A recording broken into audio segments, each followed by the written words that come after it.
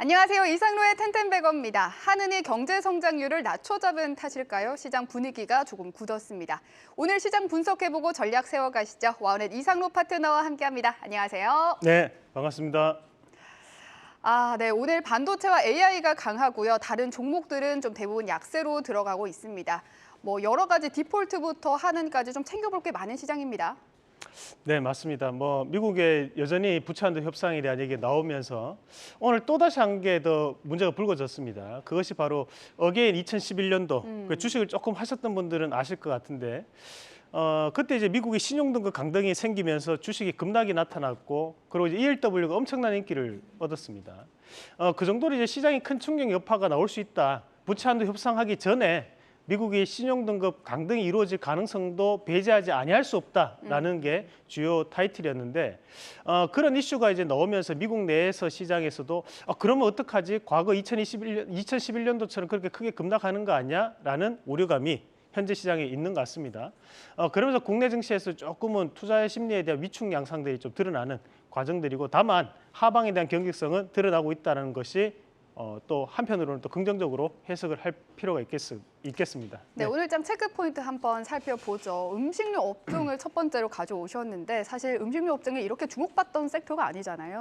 네, 맞습니다. 사실 저희도 이제 음식료 업종에 대한 부분은 꾸준하게 다뤄왔지만 그중에서도 이제 사료라든지 곡물 관련된 부분 자체에서는 팩트 체크를 해가면서 실질적으로 곡물 가격 자체가 오른 것은 설탕 외에는 오르지 않았다라는 말씀을 드렸고 하지만 이제 그에 따른 부분 자체에서 우리가 최근에 이제 이슈가 되는 거 흑해 곡물 협정에 대한 위반 가능성에 대한 부분과 그리고 이제 이 부분 자체를 협정을 하고 난 다음에 그 다음에 이제 만기가 돌아오는 것이 20년, 10년 뒤가 아니라 2개월 뒤에 또다시 또 협정을 또 해야 됩니다. 그렇다 보니까 이슈 자체가 계속적으로 살아있다라고 좀 봐야 되는 그런 상황들이 나타나면서 이런 사료 관련주 또는 곡물 관련된 기업들이 강한 상세를 좀 보이고 있는 양상들인데 크게 두 가지 정도가 됩니다. 하나는 이제 대두 관련 그리고 이제 옥수수 관련된 종목군들은 이제 사료의 주 원료가 되다 보니까 이런 이슈가 되는 부분이라고 보셔야 되고 이제 밀 같은 경우에는 우리가 우크라이나가 전 세계 5위권에 대한 수출 물량을 가지고 있고 러시아가 전 세계에서 가장 많은 밀 수출을 하고 있습니다. 그렇다 보니 밀 관련주들도 움직이는 양상들인데 그중에서도 이제 몇 가지 기업들을 좀 본다면 우선 이제 고려산업 관련된 기업들이 고려산업이 오늘 VI가 걸리면서 다시 한번 바닥에서 강한 움직임들을 보이고 있는 양상들이라 볼 수 있고. 근데 고려산업이 급등락이 굉장히 가파른 종목이더라고요. 오늘 한 5% 오르면 내일 6% 빠지고 그래서 트레이딩에 좀 자신 있는 분들만 들어가는 게 낫지 않나 생각이 들었거든요. 그거는 이제 고려산업뿐만이 아니라 여기 있는 종목군들이 대부분 다 그렇습니다. 그 이유가 뭐냐면 오늘도 강세를 보이는 종목 중에 한탑이라는 기업이 있습니다. 이 한탑이 시가총액이 1,000억이 채 안 됩니다. 그 말은 뭐냐면 최근 들어서 이제 우리가 저도 이제 음식료 관련된 기업들은 저희가 두 번에 걸쳐 가지고 말씀을 드려왔고 그리고 이제 그에 따른 관련된 기업들이 좋은 모습 보여주고 있는데 제가 그 중에서 이제 사료 관련된 기업들은 얘기를 드리지 않았던 것이 최근 들어서 이제 카카오톡이라든지 또는 네이버 카페 등을 중심으로 해서 스팸 문자들이 많이 돌아다닙니다. 최근에 저한테도 이제 스팸 문자들이 많이 오는데 그 종목군이 대부분 다 사료 관련주들이에요. 그 말은 뭐냐면 개인들에 의해서 수급을 만들어내고 있고 약간의 이제 작전주에 대한 형태를 좀 띠고 있는 종목군들이 많기 때문에 주의를 많이 하셔야겠네요. 우리 시청자분들이 대응하기에 대단히 어렵고 그에 따른 부분 자체에서 혹시나 행여나 잘못된다면 괜히 또 범죄에 연루될 수 있기 때문에 제가 일부러 제외를 좀 했던 부분이 있습니다. 네. 다만 이제 이런 시세적인 부분 자체가 연속적인 상승을 나타내다 보니까 우리가 최대한 이제 트레이딩 관점에 대한 부분만은 접근이 가능하겠지만 그 이상에 대한 크게 돈을 투자한다거나 이런 부분 자체는 좀 지양하시면 좋겠다는 뜻으로 다시 한번 말씀을 드리고요. 그리고 지금 이런 종목군들 같은 경우에는 앞서 말씀드렸던 대로 여전히 이제 위험에 대한 부분 자체는 좀 감안을 하셔야 됩니다. 거래량이 크지 않습니다. 그 부분을 감안하시면서 단기적인 부분으로 대응을 하시는 방법을 말씀드리겠습니다. 네, 그리고 오늘의 주인공이죠. 반도체 안 볼 수가 없습니다. 네, 엔비디아가 전 세계적으로 지금 작년 10월 달에 $100 수준이었는데 지금 3배 이상이 크게 급등을 했으니까 엄청난 상승세를 기록을 했습니다. 그러면서 그에 따른 이면에는 바로 AI 칩이 수요가 크게 증가하고 있다라는 것이 지금 시간의 급등 양상을 불러일으켰고 국내에서도 반도체 관련주를 중심으로 강한 움직임들을 좀 나타내고 있는데 우리가 실질적으로 이제 AI 반도체 칩을 만들고 있는 기업은 없습니다. 다만 이제 AI 칩에 대한 칩리스라고 해서 지적재산권에 대한 부분을 일부 보유하고 있는 기업이 오픈엣지 테크놀로지가 있습니다. 그래서 오픈엣지 테크놀로지 같은 경우에도 오늘 주가적인 부분 자체에서 연일 상승세를 좀 기록하면서 오늘도 좋은 모습이 나타나고 있고, 그리고 이제 비디오 관련된 칩을 생산하는 기업이 이제 우리가 칩스앤미디어라는 또 기업이 있습니다. 이 칩스앤미디어 같은 경우에도 전고점을 다시 한 번 더 재돌파하는 그런 양상들이 좀 나타나고 있습니다. 하지만 전고점을 또다시 돌파한 것은 아닙니다. 그래서 고가 권역에 대한 물량 소화 과정이 현재 벌어지고 있다는 것도 참고를 좀 한번 해볼 필요가 있을 것 같고요. 그리고 이제 이 시간에 소개해드렸던 것은 이제 PCB 관련된 기업들을 소개해드렸습니다. 결국 반도체 칩에 들어가는 이런 PCB에 대한 부분 자체에서도 수요가 증가한다는 측면인데, 거기에서 가장 대표적인 기업이 이제 대덕전자라는 기업이 있습니다. 이 대덕전자가 현재 장기적인 이평에 조금 막혀 있는 그림이지만 여전히 바닥권역에서 지금 돌아서 올라갈 수 있는 충분한 움직임들이 나타나고 있기 때문에 이런 PCB 관련주는 낙폭과대에 대한 측면으로 접근이 가능합니다. 그 부분도 반드시 체크해 보자는 말씀도 함께 드리겠습니다. 네, 좋습니다.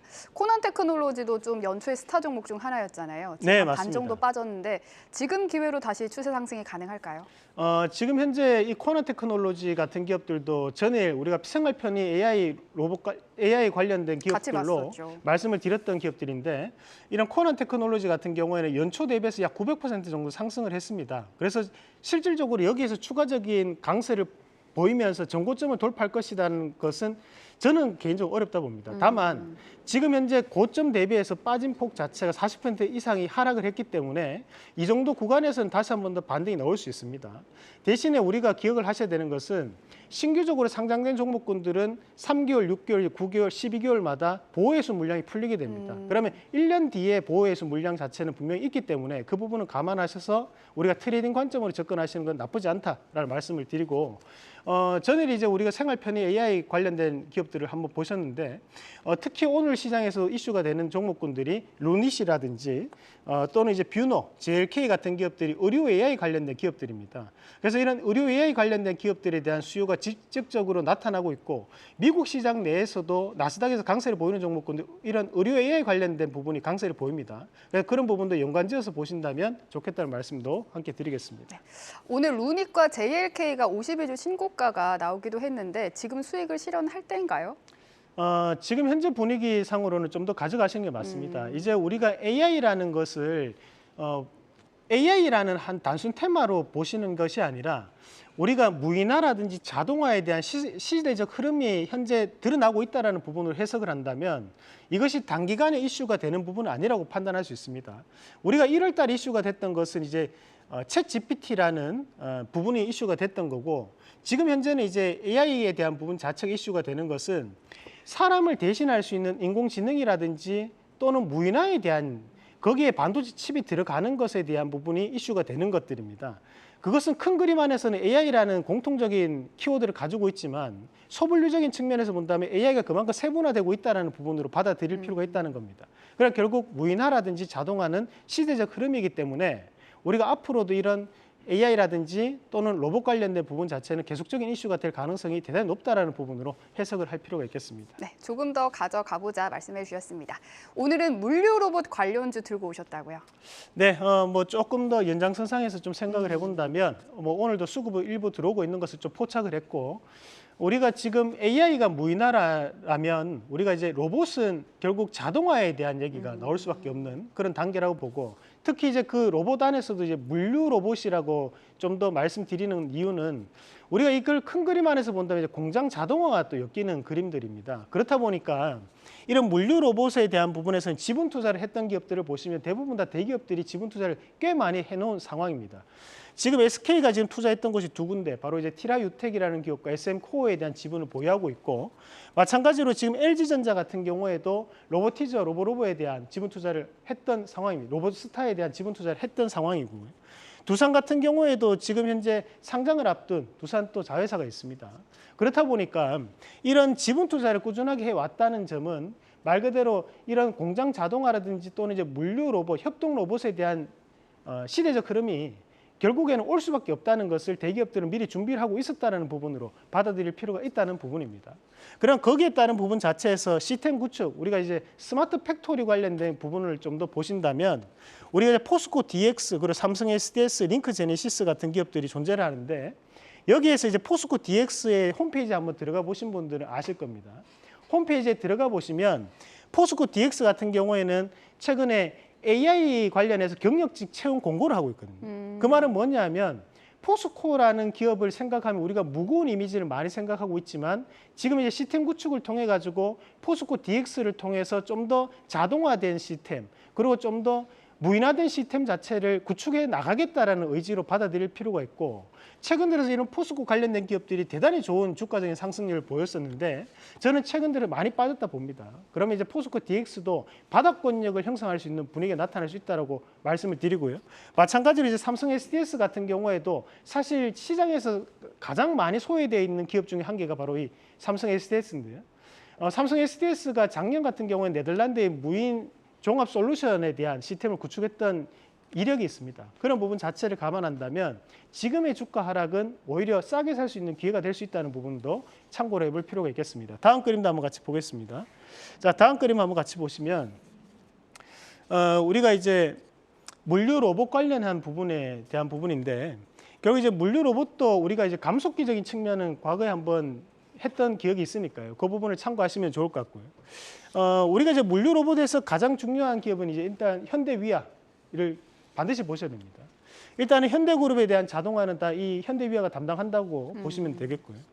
티라유텍은 이제 SK가 현재 지분 투자를 했던 기업이고 밑에 이제 코닉 오토메이션 이 부분도 상당히 중요합니다. 이 코닉 오토메이션이 현재 쿠팡의 물류센터에 들어가는 로봇을 공급하는 기업이 바로 이 코닉 오토메이션입니다. 그리고 이제 SBB테크, 퀸코아, 에어로스페이스 이런 것들은 또 드론에 대한 배송과 관련된 기업들이기 때문에 또 눈여겨보시면 좋겠다는 말씀도 함께 드리고 이 T-로보틱스는 소개해드렸던 기업이죠. 지금 신고가 가고 있는 기업이니까 또 자동화 관련 기업들 참고하시길 바라겠습니다. 네, 포스코 DX와 삼성 SDS 성장성에다가 저가 매수 매력까지 있고요. 또 현대 위아까지 집중을 하라고 말씀을 해주셨습니다. 오늘의 원픽은요? 뭐 그 중에서도 한번 뽑아본다면 SBB테크 말씀드리겠습니다. 감속기 기업이네요. 우리가 감속기 할 때는 또 다른 기업을 한번 했었는데 우리가 이제 그 감속기가 두 가지입니다. 크게 RV 감속기와 하나가 이제 하모닉 드라이브 감속기라고 하는데 하모닉 드라이브 감속기는 말 그대로 이제 작은 관절을 뜻하는 용어라고 보시면 되고 RV 감속기는 이제 큰 관절을 뜻하는 부분입니다. 지금 현재 TV에 나오는 것들은 하모닉 드라이브 감속기다 보니까 작은 관절을 뜻하는 부분이라고 보시면 되겠습니다. 그러면 이제 국내 최초로 이 하모닉 감속기에 대한 국산화를 했던 기업이 바로 이 SBB테크라는 기업이고 RV 감속기에 대해서는 현재 국산화 연구 개발을 하고 있는 회사라고 보시면 됩니다.